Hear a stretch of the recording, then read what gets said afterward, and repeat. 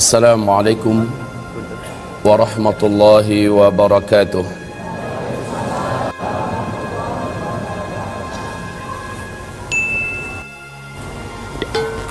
Alhamdulillahi rabbil alamin, wal aqibatu lil muttaqin, wala udwana illa 'alal zalimin. Ashhadu an la ilaha illallah wahdahu la syarika lah, wa ashhadu anna Muhammadan 'abduhu wa rasuluh la nabiyya ba'dah. Qala Allah subhanahu wa ta'ala fi muhkami tanzilih ba'da al-'iyadhi billah minasy syaithanir rajim. Ya ayyuhalladzina amanu taqullaha haqqa tuqatih wa la tamutunna illa wa antum muslimun. Wa qala ya ayyuhan nas ittaqu rabbakumul ladzi khalaqakum min nafsin wahidah wa khalaqa minha zawjaha wa batha minhuma rijalan katsira wa nisaa wattaqullaha alladzi tasaaluna bihi wal arham innallaha kana 'alaikum raqiba. Wa qala ya ayyuhalladzina amanu taqullaha wa qulu qawlan sadida yuslih lakum a'malakum wa yaghfir lakum dhunubakum wa man yuti'illah wa rasulahu faqad faza fawzan 'azima. Allahumma arhamna bil Qur'an. Wa sadaqallahul 'azim.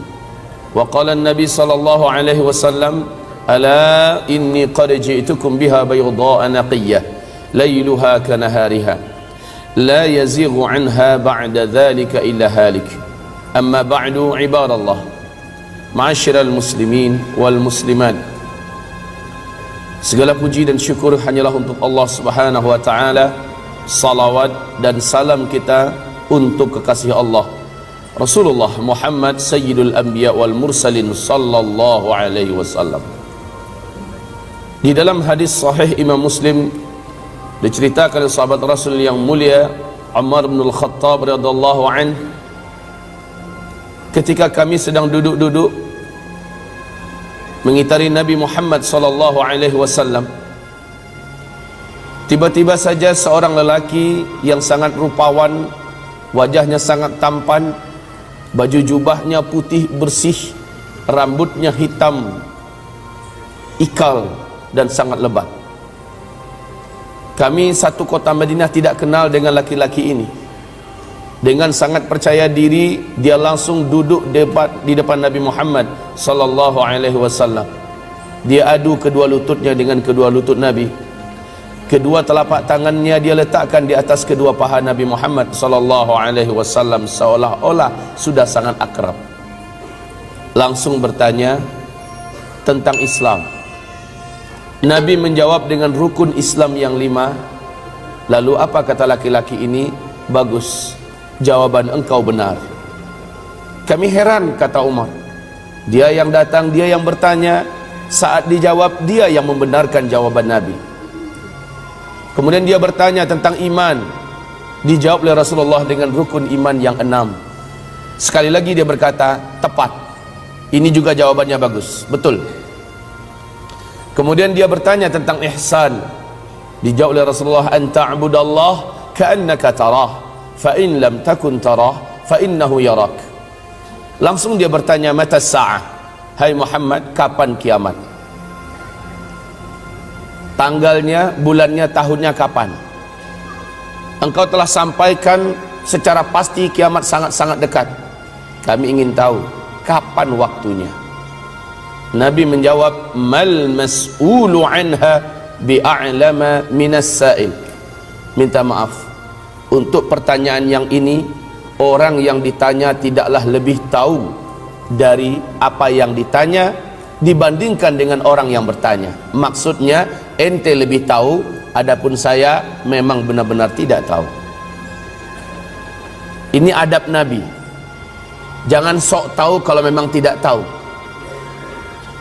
Kemudian ini juga keputusan dari langit bahwa tidak ada satu pun selain Allah yang tahu. Bahkan malaikat Jibril sekalipun tidak tahu.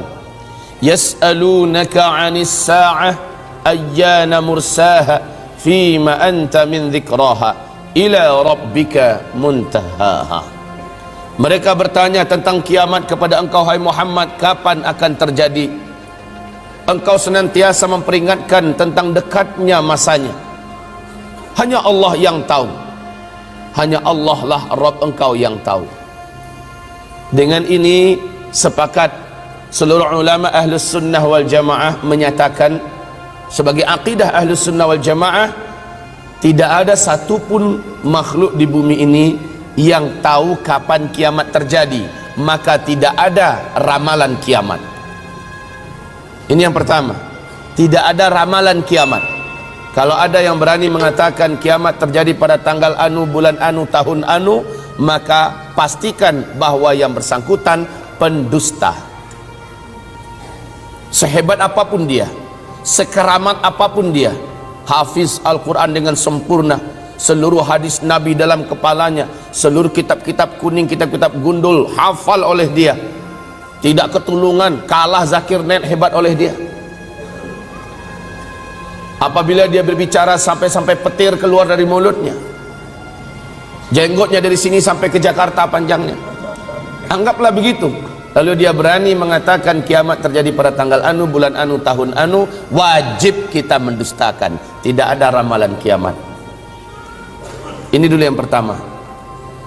Kemudian laki-laki ini bertanya lagi kepada Nabi Muhammad, akhbirni an amaratiha, ceritakan kepada saya tanda-tanda kiamat itu apa? Tanda-tanda bahwa kiamat sudah sangat dekat terjadi apa? Maka Nabi berkata, nah kalau ini pertanyaan kamu, ini gue banget ini, saya bisa jawab. Antalidal amatu rabataha wa antaral hufatal uratal alah ri'a asyah yatatawaluna fil bunyan. Selepas Nabi menjawab, laki-laki ini berdiri langsung pergi. Dicolek Umar oleh Nabi. Umar, ente tahu itu orang siapa? Enggak ya Rasulullah. Segera pergi susul dia, tangkap, bawa tangannya, dudukkan di sini. Giliran kita mau tanya dia siapa. Siap ya Rasul.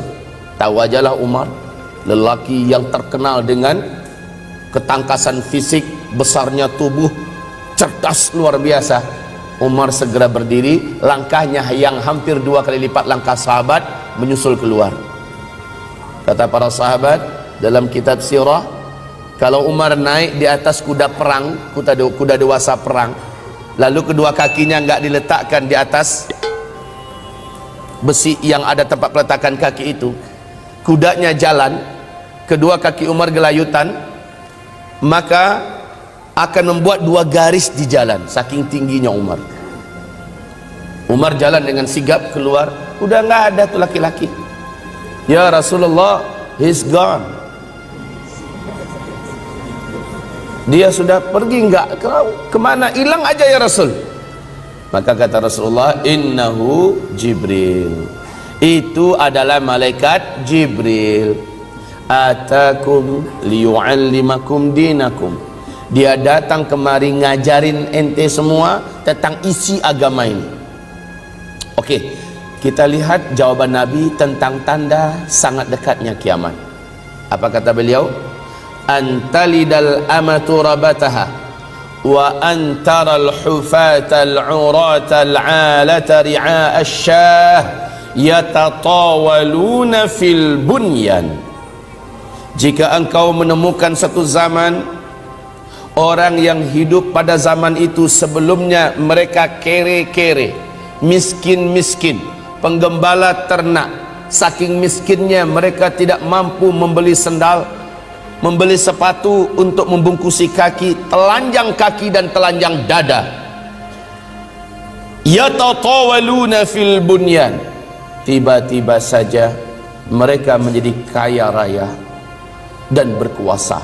lalu mereka berlomba-lomba serta berbangga-bangga membangun gedung-gedung yang tinggi.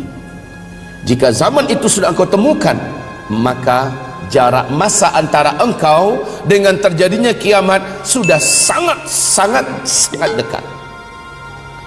Ini hadis sahih Muslim.